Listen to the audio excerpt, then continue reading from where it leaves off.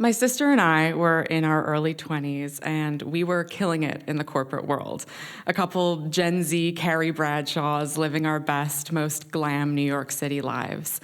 And then the COVID-19 pandemic forced us back into our childhood bedrooms in central Massachusetts.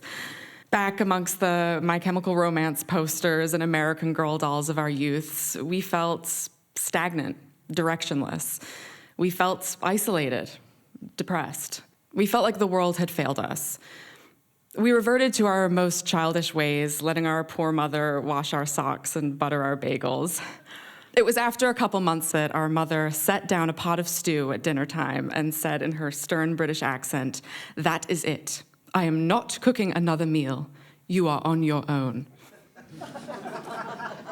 My sister and father and I were stunned.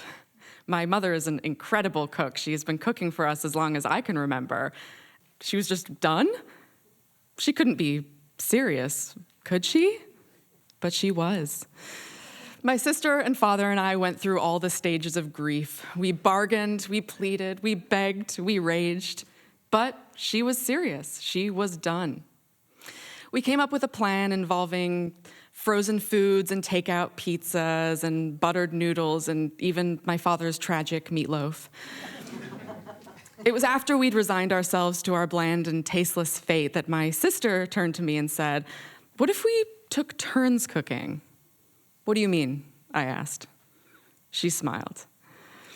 And that was how, 2 weeks later, I found myself in an Ethiopian grocery store looking for teff flour with which to make injera bread. We'd come up with a plan to switch off dinners, competition style. My sister and I grew up watching high-octane competition cooking shows like Top Chef and Cutthroat Kitchen. At the time, I was not an enthusiastic cook by any means, but the idea of a competition with my family, especially during a time in which the most exciting part of our day was putting hand sanitizer all over our mail, it was kind of thrilling. My father went first. He pounded chicken cutlets for piccata. On the second night, my sister made linguine with clams. I made a 6-layer strata with Gouda and expensive ham. My father made spanakopita using his mother's recipe. My father is half Greek, and he grew up eating moussaka and avgolemoni soup and koludia. Despite this, he had never attempted to make one of his mother's traditional recipes. Whenever he cooked for us, usually if our mother was out of town, it was pork chops that were way too dry or meatloaf with too much ketchup. But the competition inspired something in him too. He served the spanakopita with a lemony chickpea salad. It was delicious. The competition quickly turned into a full-time job for all of us. Our remote corporate jobs didn't matter anymore. We turned our cameras off during meetings while we meal prepped. We called in sick so that we could go on wild hunts for exotic spices and fruits at Brazilian and Bangladeshi and Russian groceries. We meal prepped like Anthony Bourdain. We spent all of our supplemental income on ridiculous things like caviar and jamón ibérico. We made cocktails to go with the meals. We found absinthe. We whipped egg yolks to go on top. We made desserts, too. We flambéed pears and made phyllo dough from scratch. We started to present our meals as well, like Michelin star chefs. And here you'll have a blackberry compote with a balsamic reduction, we'd say, as we set our meals down. My sister even bought one of those silver domes to go over the food so that she could present them. It was a strange and, frankly, incredible time. My mother pretended at first to be unimpressed. She'd say things like, "Goodness, how much did these ingredients cost?" But soon she became very involved as well. She acted as the ruthlessly honest critic, saying things like, "The choice to include American cheese has absolutely ruined the frittata." Soon, she was giving out prizes at the end of every week. She had criteria like taste, of course, but also presentation, even ambiance. We started outdoing each other in that regard, too. We would light candles and set down velvet tablecloths and dress up for 6 p.m. dinner. And we would even pick music to go with our meals. We put Pavarotti for for carbonara, ABBA for Swedish meatballs.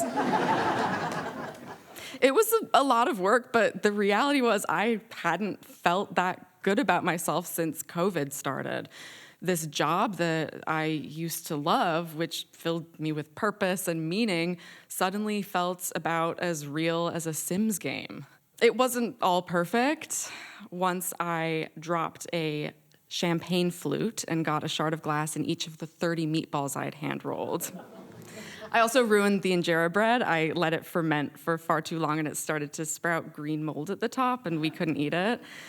My sister also severely undercooked the shrimp for our ceviche, and we all got pretty sick. But mostly it was perfect. During one of society's most trying times, a time in which a lot of families fractured and argued and drew farther apart, we were able to come together in a way that felt shockingly fun and incredibly meaningful. Then a schism happened. Not a major one, but things started to go back to normal somewhat. My sister went back to New York first, and I followed soon after. Now when we come back home, it's back to the status quo. My mother is setting down pots of pasta puttanesca and spicy stews. And while this time did instill a lifelong love of cooking in me, nothing will quite compare to that feeling of trying to outdo my family members in the kitchen while the world was at a terrifying halt outside of our doorstep. The truth is, I don't need it anymore. I've filled that void in other ways. I am back doing what I love. I'm surrounded by friends, but I still miss it. When I think back to that time, I recall anxiety. I recall fear, isolation, dread. But if I think back to that time for longer, I also remember tasting my sister's clam linguine, the first thing that she had ever cooked for me. I remember the feeling of holding live lobsters in my hands right before I cooked them. Most of all, I remember when my father first made his mother's spanakopita. He set the dish down on the table and smiled as if he had discovered something incredible. And maybe he had. Maybe we all had. Thank you.